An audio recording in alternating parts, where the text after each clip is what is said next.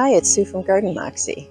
It's the end of June. We just got a great rain last night, so I thought I'd take you on a walk through the garden. And I thought we'd start here in the front garden. And the one thing I wanted to point out that's new from the last time I did a tour is I think I finally found the perfect plant for this section of the front border. And what I've done is I have planted some epimedium that I got from the other section of the garden. And this plant will fill out this whole area like a ground cover, and it gets a beautiful yellow flower in the springtime. So I think that's going to be a great plant for this section. And I also added a few more boxwood. I think that's going to be great for this front part under the box elder tree. Now we were fortunate, we got quite a heavy rain last night, so everything is looking a little drenched, but the plants here in this front island border are doing well.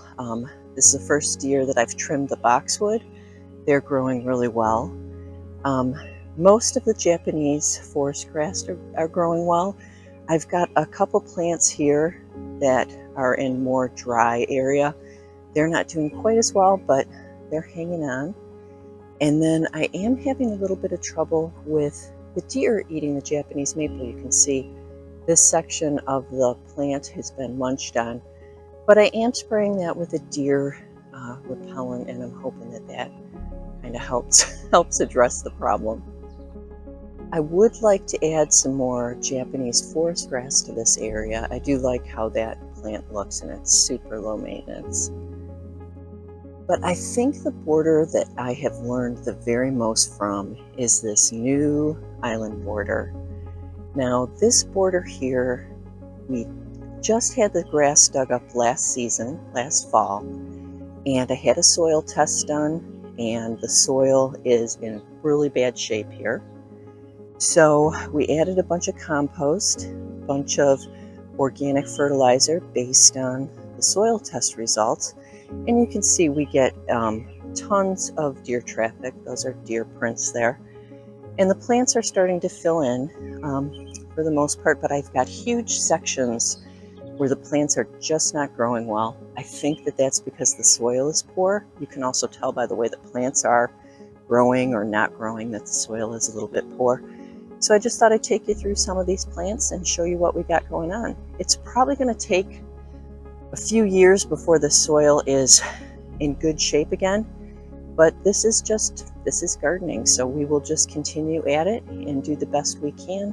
And I thought I'd just kind of share this lesson with you. At the end of the border here, I have added these 3 junipers, and I got those from the front island border because they really are appreciating more sun. And then I moved a poor little standard form white lilac tree from the backyard that wasn't getting enough sun. That one is already starting to perk up here. And as we move across here, you can see the yellow here is yarrow coronation gold. I love this plant. It's thriving in this area. I started with 3 plants. I divided each of them and ended up with 6 plants this spring. And you can see that this is taking up quite a nice area. And dividing perennials is a great way to save money. Now this section of the border, you can see there's a few problems here. So I've got a rabbit that's eating everything. You know, that happens. But I've got some seedlings here that are actually doing pretty good. This is a, I forgot the name of this plant. I'll put it up on the screen when I do the video. But that's a perennial plant, and you can see that some of them are getting eaten. This one here is getting eaten.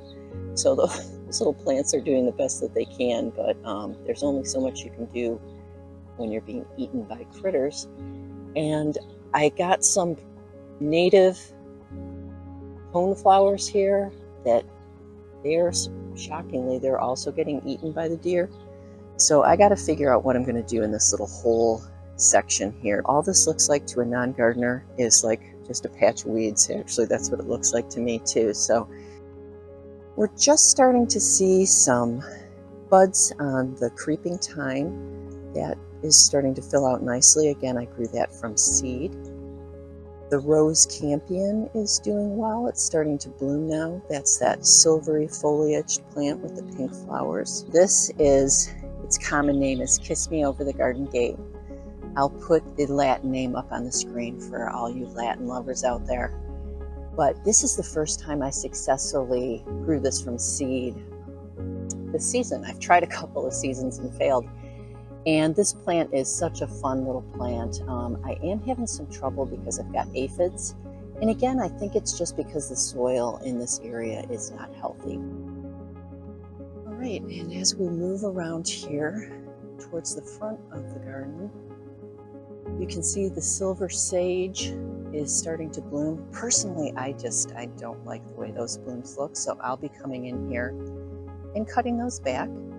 And I did plant some new seedlings over here, and you can see, like, look at all the maple seedlings that are growing too. I gotta get in there and take those out of there. Yep, and as we move along the side yard, you can see this, the yellow blooming plant is Corydalis lutea, yellow fringed leaf bleeding heart, and I just opted to have this fill in this entire area in the front. So we can just follow this along to the gate, and I'd like to pretend that I always have my hose neatly wrapped up, but that's how it looks all the time.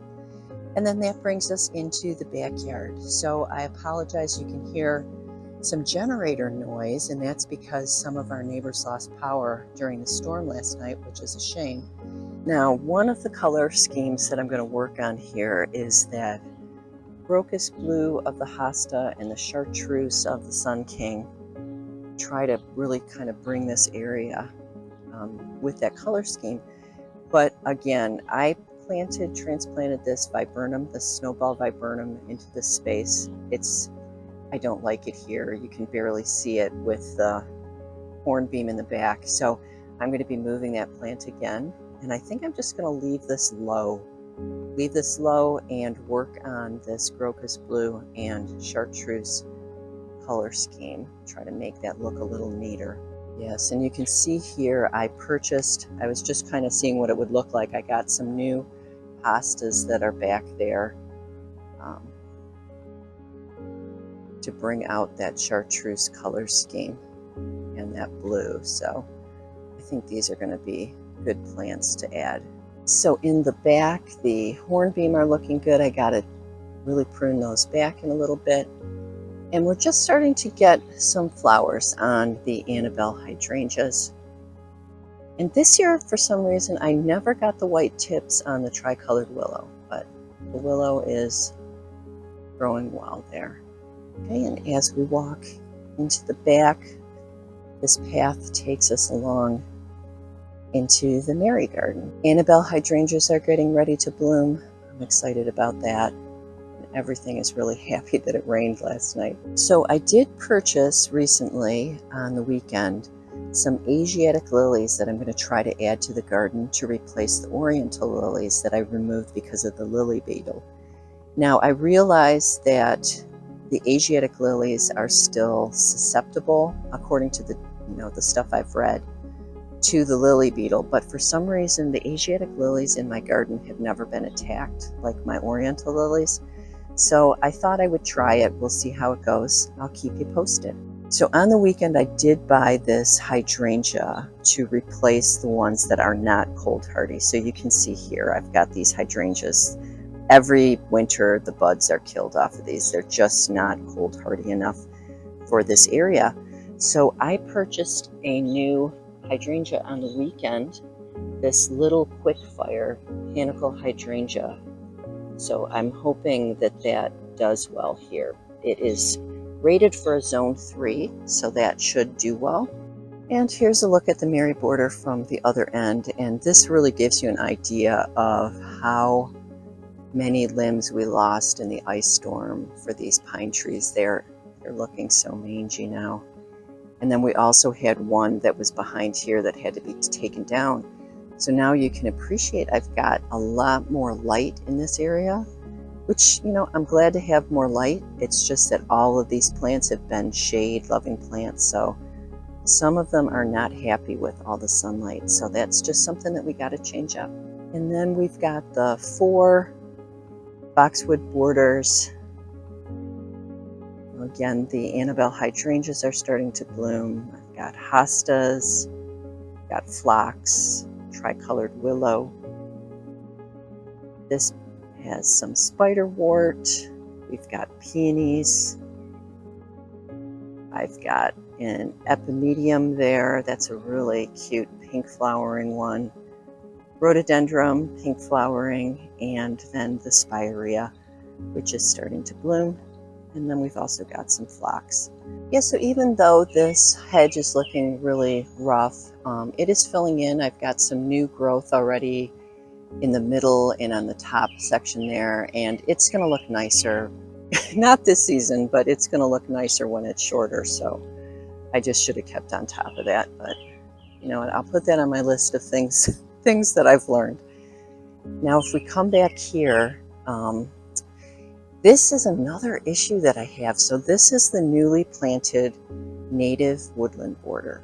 And what I have discovered is either the groundhog or the rabbits have eaten all of the meadow rue in the back. So that should be pretty tall by now and kind of filling in the back border.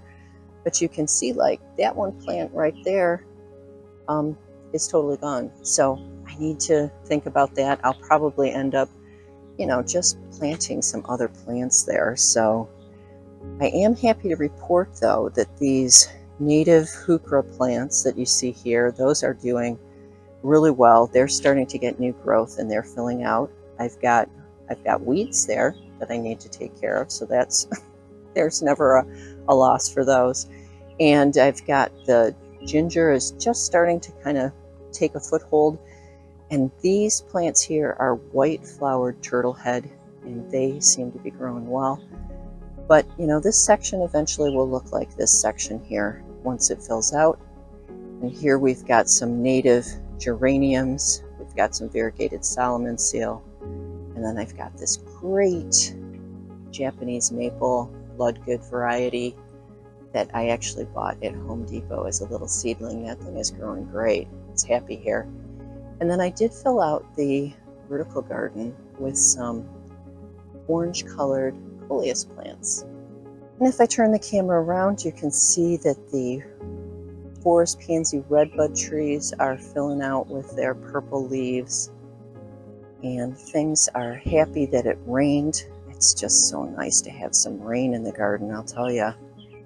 It was really a dry spring, so these plants are happy, as you can see. Now this is another view of the pine trees to really give you an idea of how many branches were lost. It's just so sad.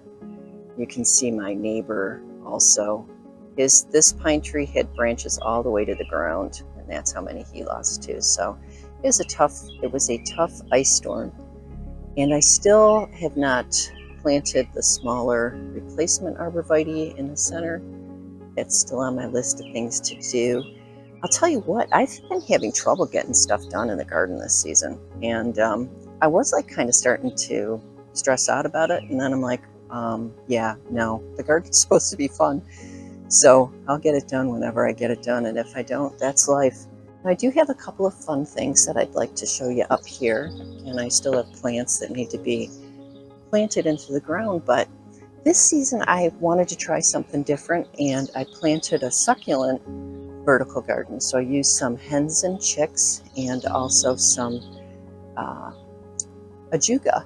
And then up here I do have my container plants, but you can see everything got really drenched because of the rain. So they're looking a little bit waterlogged, but everything's doing well. So thanks for joining me on a quick walkthrough of the garden.